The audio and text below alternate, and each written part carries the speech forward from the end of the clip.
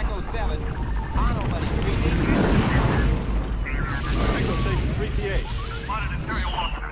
What is up, YouTube? Thank you for being here. Coach and Nick, Echo Base Network. We just watched the finale of Andor, and Nick, I was really excited about watching this episode.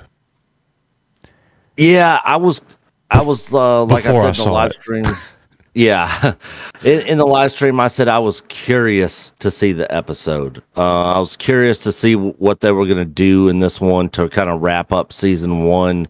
But I wasn't excited for it. I was just kind of like, I'm curious to see what they do. You know, it's a Star Wars show, or it's trying to be a Star Wars show by name only, I guess. I don't really know. But yeah, I was kind of interested, and you know, it was what it was, and we'll get into it here. Yeah, we're going to get into the episode, and we're going to let you know how we feel about it. We want to know how you guys feel about it. We're not trying to tell you to feel the way that we feel. You know, we definitely have different thoughts and different feelings about it ourselves. You know, myself and Nick. I was really excited about it, but I got to say that this finale was a major letdown for me. I don't feel like, and this is a criticism that I have on the show, and I like the show. Don't get it twisted. I like the show. But I feel like they're taking a story and they're stretching it so far out. Yeah. It's kind of like what Tony Gilroy said about Kathleen Kennedy. What he said to her about, you know, you're gonna run out of show real fast. And then he rewrote the show, and this is the show that we actually have now. Well, golly, like, man, you stretch. I mean, what happened in this episode, guys? A funeral and a little riot, and it ended with Luthen and Cassian together. That's it. Like, literally, about nothing happened in this episode. Yeah, there was a lot of build up to the funeral. You know, like them trying to capture Cassian, him trying to get what's her name? Bix. Is that her name? Yeah, try to rescue Bix.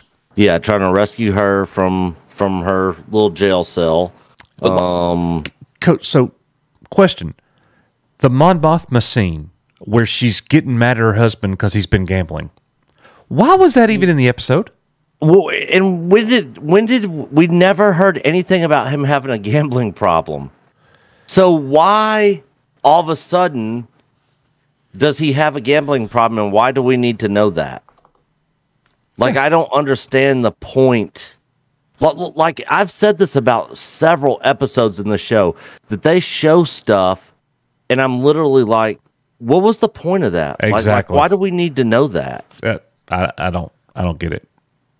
And so thank you, Tony Gilroy, for giving us the super in-depth behind the scenes. This is all about marriage. Mon Mothma, not happy, wasting those credits for her husband. You know, bad boy. Don't do that anymore. Yeah, I don't understand. I don't get it. Why we have to know any of this? What's the point of it? To the overarching story, is it just trying to prove that marriage isn't good and he's a piece of crap? And in the entire episode, Cassian is in hiding. Yeah, but before we even get to that, the best part with Mon Mothma was when she said "Canto Bite." Best part of the whole show. Mentioning Canto Bite. Come to Canto Bite, where you could ride your camel horse dog. Yeah. Oh yeah. Sequel trilogy being inserted right into the show to tie it in with the sequels. Ultimately, at the end of the day, it wasn't really that big of a deal, but I just hate everything surrounding the sequels. And what about Cyril's little fat lieutenant guy? Like, what was his purpose other than, like, here's your hat? Like, yeah, they swapped hats, and I'm like, well, I don't. And the thing is, people watching this, like if you are a diehard Andor fan, maybe you have read all the material, like the if there's backstory stuff, I haven't seen or read any of it. I don't understand the hat switching thing. Like, what was the point there? There's so much stuff where I'm like, why does this matter? Why do I care about what I'm seeing on screen right now? So the whole funeral procession, Nick, that lasted way too long. And those people with those instruments sounded like crap, man. They sounded like the middle school band, baby. Yeah. It was terrible. It was not good. Man, like I hate going, like I feel like, because there's so many channels out there. It's like, oh, people just hating to hate. Like I feel like I am getting lumped into that camp when really I just didn't like this show. But again, like I've said, just to clarify, I didn't hate it either. It's not like I was like, man, this sucked, like I did with Book of Boba Fett and Kenobi. But what about Marva in her message urging the people to stand up and fight? Why didn't you say that when you were alive? Yeah, why say it? I know that you were a freedom fighter. I get that. You did a lot of things and you got sick. I get that. But it's kind of easy to say once you're already dead. Yeah, it would have been better if she would have said, I am not going to make it. I'm on my last leg. I'm about to die. I want to record a message to people, and I want to, try to make the people rise up against the Empire. Like something, give us some context to the reason behind her giving that message, after her death at that funeral thing. Like, I feel like there's so much of this show with so much stuff that's happened that is completely missing context. They could have taken stuff out of this show and given more context to the other things in the show that would have made it just make more sense. So yeah, at the end of the day, this finale was very lackluster. So Luthen sees all these people rise up against the Empire. Yeah, he kind of gets caught in the middle of the fight and ends up, kind of, escaping and getting out of it. And at the end, he befriends Cassian, like on a different level. Yeah, because Cassian's basically like, look, I guess the whole point of that is for him to basically say, I want to fight. I want to be a part of this rebellion, and either take me to be a part of it or you can kill me right now. But this episode is it's still about the next episode. Let me say all this, okay? So let me speak on this for a second. So Cassian meets up with Luthen at the end. Luthen sees this rebellion go down. He witnesses it. He didn't fight. He witnessed it all. Now he's going to take all these people from Ferrix, and they're going to be instrumental in the rebellion moving forward, the rebellion against the Empire. That's what I'm guessing that we're going to see. If any of those people survive, I mean, the Empire could just come in and wipe them all out. True. I mean, for all we know. But Cassian and his little band, or they left. Yeah, there was a couple people that he helped escape, but those were the only people that escaped. And basically, I think they mentioned where they're going. I can't 100% remember, but ultimately, she was like, "He'll find us." In the post-credit scene, dude. Like, it was leaked, but we all knew it was the Death Star. Yeah. Like, it would have been better to have a Palpatine or a Vader or a Tarkin. Something. It was the beginning of the episode. I thought was probably one of the coolest moments of the entire show. Like with the lighting kind of in that low light, kind of dark atmosphere. The Imperial shuttle coming down, the ramp opening up, her coming out. Like, I liked the beginning of this episode. I thought that was a really cool scene. I don't know, dude. Like, I want to like the show. I really do want to like it more than I do. It's better than the Book of Boba Fett. It's better. Yeah. It's better than Kenobi. Yeah, it's I agree. not on the same level as Mando with me. No, it has nothing to do with the whole. You just want action. Bull crap. There was plenty of action in this episode. Yeah, I'm tired of seeing people, and I'm like, who dat? Who dat? Who dat?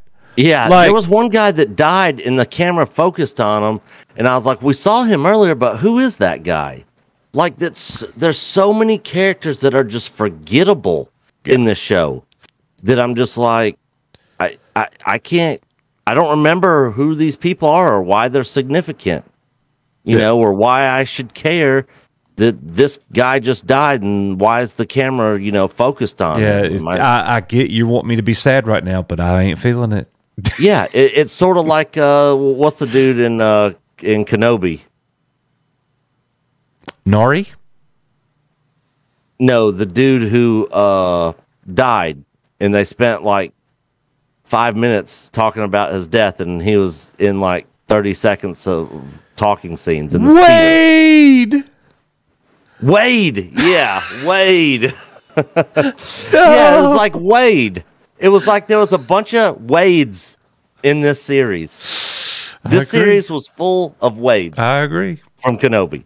It's like, okay, why do I care about this person? But who is he? But we're just haters. We're just original trilogy purists. We're just haters, Nick. We're holding Star Wars back. What do you say to the people that are going to say this in our video? I think that's absolutely ridiculous, because that's not true at all. We're not hating on this to just hate on it. If that was the case, we would have hated on the 2 episodes of Book of Boba Fett that we actually liked that had nothing to do with Boba Fett. We would have hated on, the ending of Mando season 2, and we were praising those last 4 episodes of Mando season 2. Yeah. If you go back and watch, we were freaking stoked on about those 4 episodes. Yeah, I've said this several times about Andor. And this will be my final point. I just don't think this is a story that needed to be told.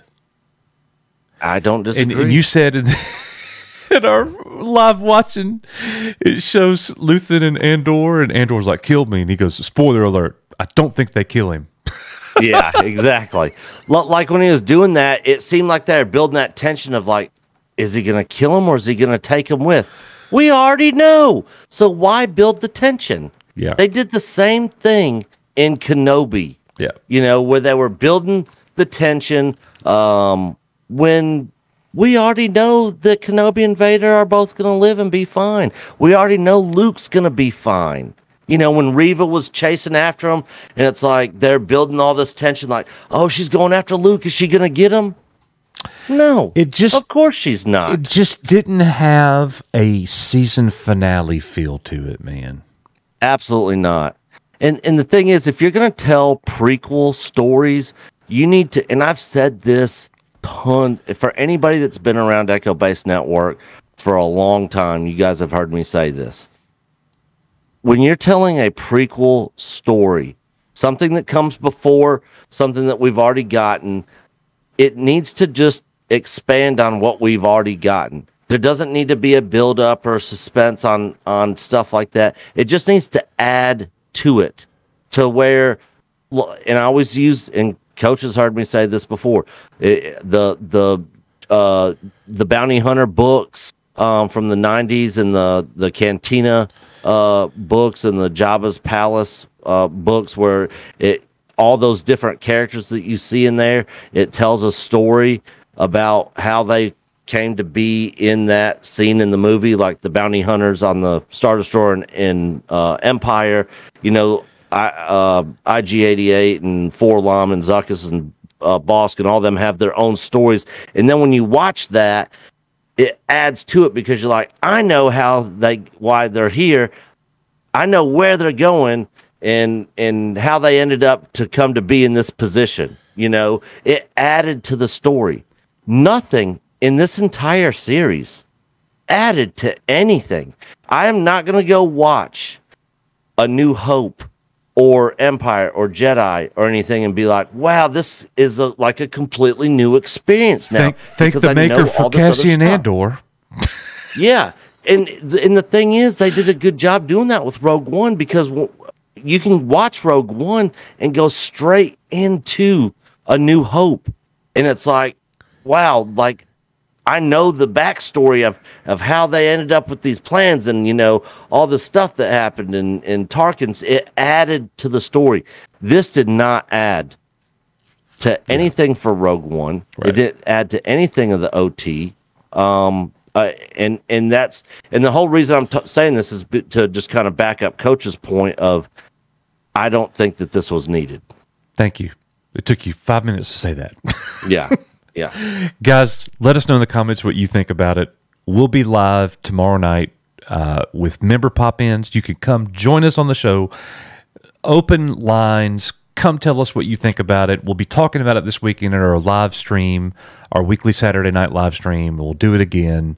So we're looking forward to Mando Season 3 coming here in a few months. And yeah, I'm looking forward to it. Anyways, we are UR Echo Base Network, and we'll see you guys tomorrow night.